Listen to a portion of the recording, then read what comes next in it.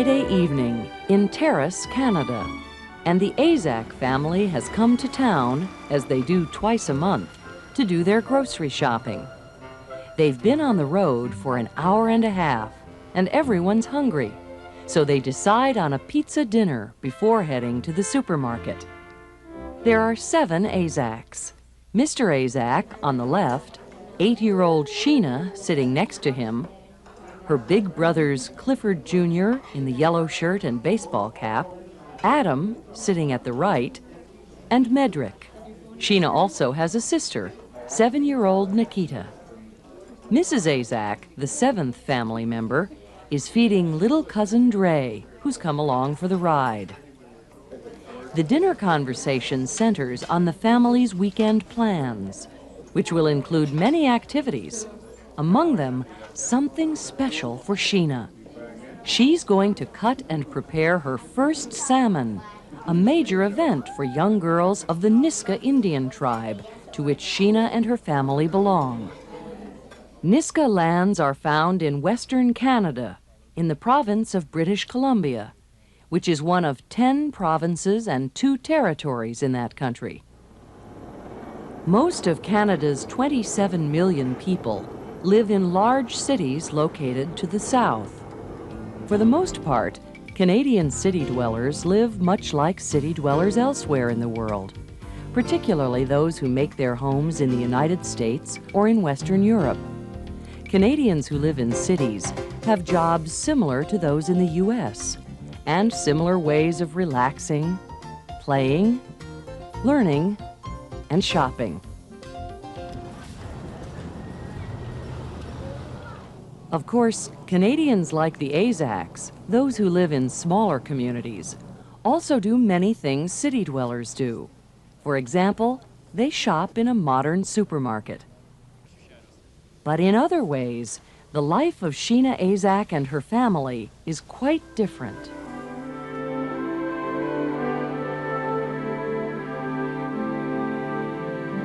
Their village, Canyon City, is home to only 180 people, all of whom are Niska. The village, called Gitwinsilk in the Niska language, lies in the shadow of Canada's coastal mountains.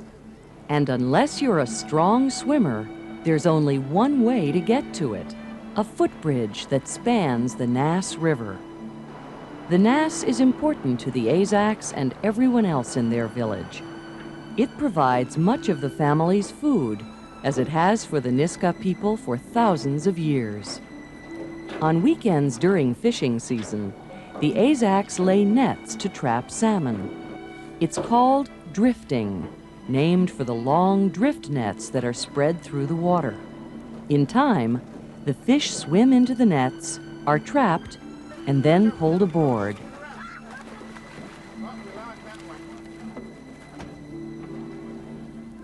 In the Azak family, it's the job of the oldest boys, Medrick and Clifford Jr., to pull in the nets and let them out.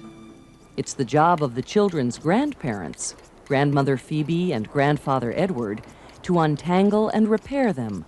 Sheena often helps. Her grandfather usually sharpens several knives for the job, because the parts of the net that can't be untangled must be cut and then restrung. Learning to take care of fish nets is an important part of Sheena's education as a member of the Niska tribe. There, and you hold them in one hand as they go along, so I can tie them together when I'm ready to hang, and they'll be all even, so I don't have to move the bench back and forth as I go along. Something else that's important, as we've already mentioned, is learning how to prepare salmon. Okay, now you cut right down the bone. Remember you watched Mommy? Okay, you cut down on the bone there. And you glide your knife down. Careful. Sheena's aunt also has been teaching her how to prepare fish. Niska girls usually learn such things from their aunts. Both her mother and aunt have taught Sheena to use the knife safely. She isn't allowed to use one unless an adult is present. The villagers of Gitwinsilk will soon learn about Sheena's first-time preparation of salmon for the Azaks will share this fish and others to celebrate the event. Once the salmon has been cut outside the smokehouse, it's time to preserve them inside.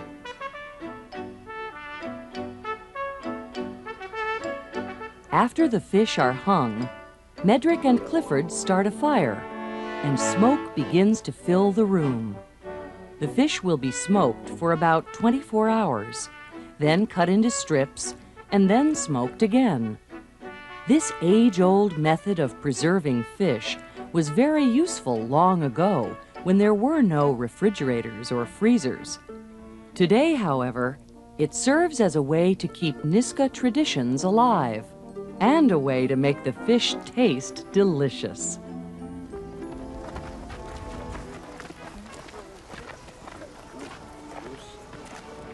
Sunday morning and time for church in Gitwinsilk.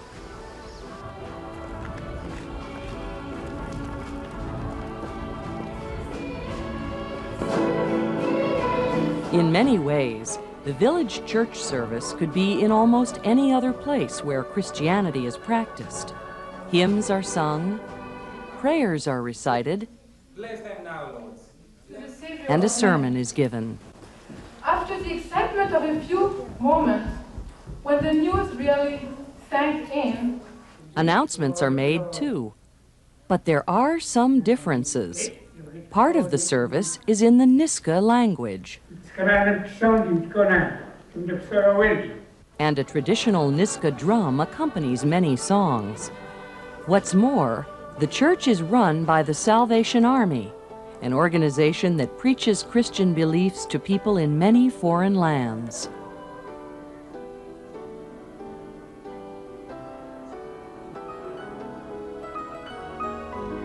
Later in the day, the Azaks join some relatives for a picnic at a lake located a few miles away.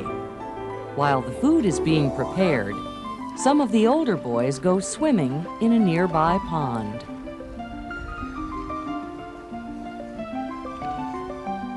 Sheena, Nikita, and some of their cousins prefer to just splash around.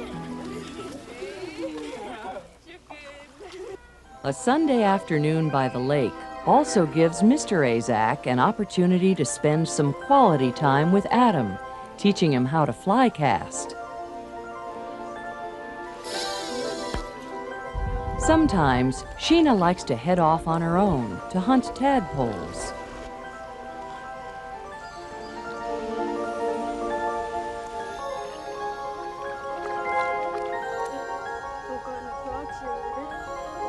First thing that's going to happen is it's going to get little legs on the back there. You're not allowed to play with them too much. So Sheena puts the tadpoles back into the water. The Niska people have a deep respect for nature. To them, all living things and the earth are sacred.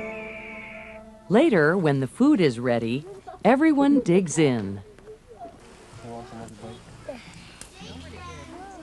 All too soon, however, the picnic ends, and it's time to head home to prepare for the upcoming week.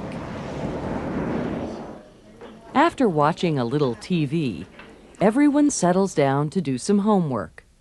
Sheena has enlisted Clifford to help her with tomorrow's spelling pretest.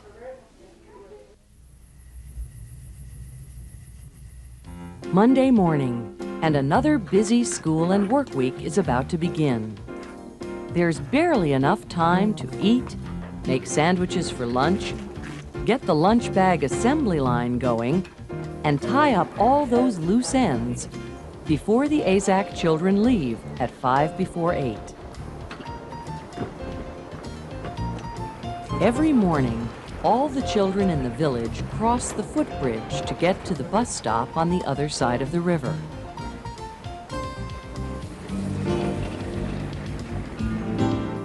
Sheena usually sits with one of her best friends, her cousin Christine, on the way to school.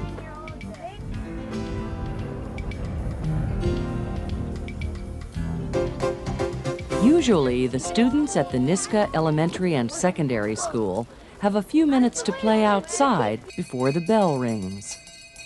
There are 19 second and third graders in Sheena's class.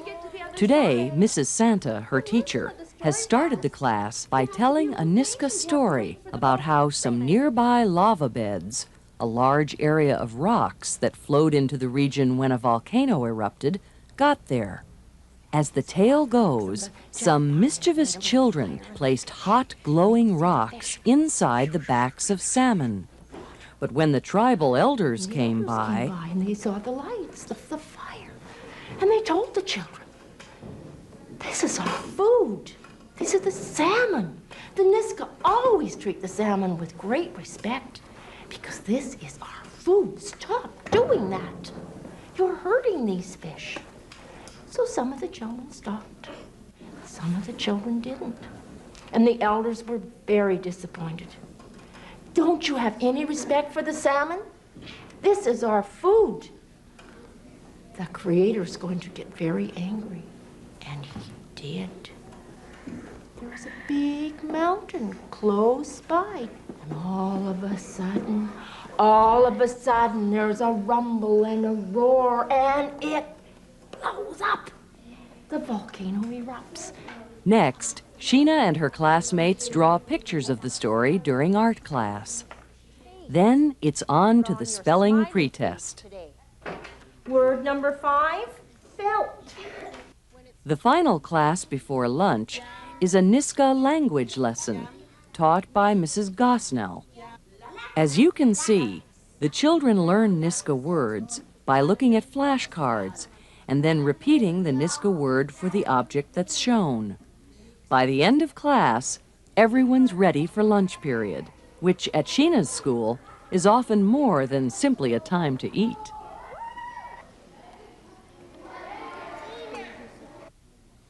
Afterwards, there's time to play outside. Sunday, but I come on here every school day. During the afternoon, the children in Sheena's class will study science, reading, and social studies. On other days, they'll have lessons in penmanship, music, and physical education. After school, at a nearby community center, Sheena and Nikita join some other children who live in the area to practice traditional Niska dances. The class helps the children prepare for a full dress rehearsal of all the tribal dancers held later in the evening. In a few months, the group will present a program at an international sporting event. So everyone works very hard under the watchful eye of the chief of the Niska tribe to make the dances energetic and exciting.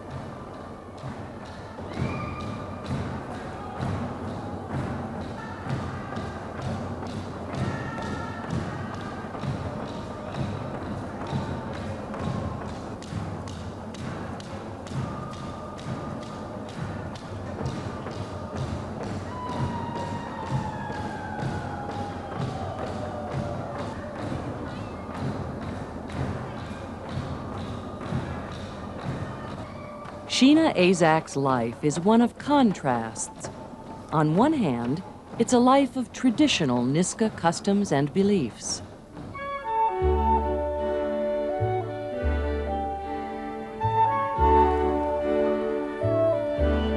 But it is also a life of modern Canada.